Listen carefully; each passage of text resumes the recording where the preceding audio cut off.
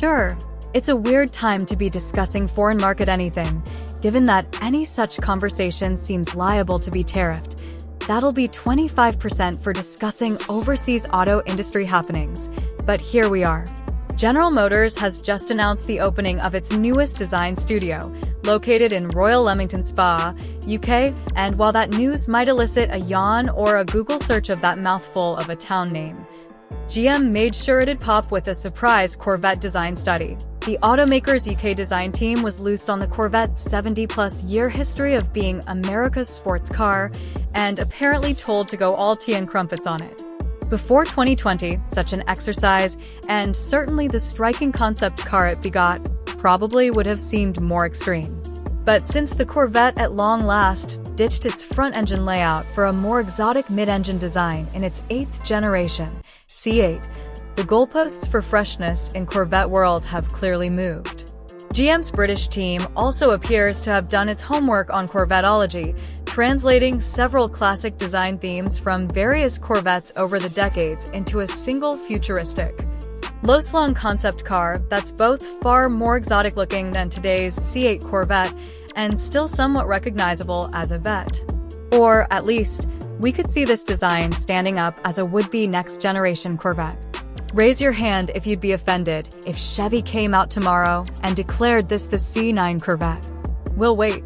The pointed, three-dimensional snout calls back to the C3's shark nose treatment, while the central crease and hood cut lines remind us of the previous generation C7's body strakes.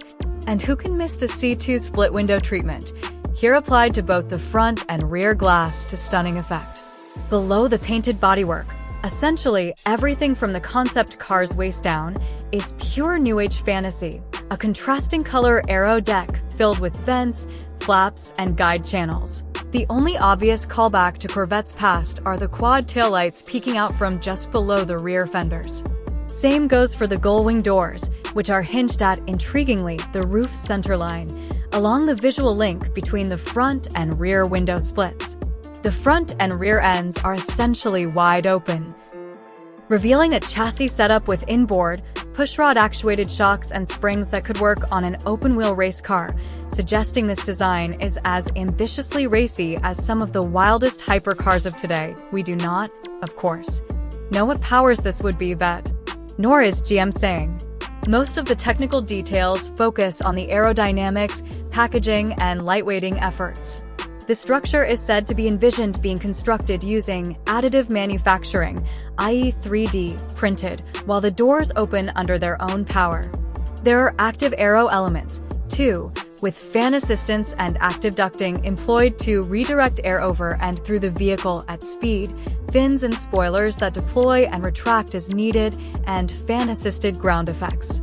This wild stuff is all packaged within an entirely realistic, at least in terms of C8 Corvette, succeeding feasibility footprint. The design study measures in at a very, very low 40.7 inches tall. A C8 is 48.6 inches tall, 183.8 inches long, and super wide 85.7 inches across. The C8 is about an inch shorter and fully 9 inches narrower. The cabin is simple, with clean lines and a warm, cocoon-like atmosphere exaggerated by the egg-shaped greenhouse. Would the Brits ever design a Corvette?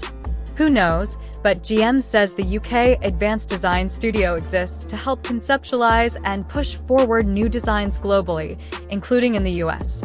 This design is only the first of several Corvette ideations GM says are coming from the new facility, which is also working on a yet-to-be-revealed GMC concept vehicle.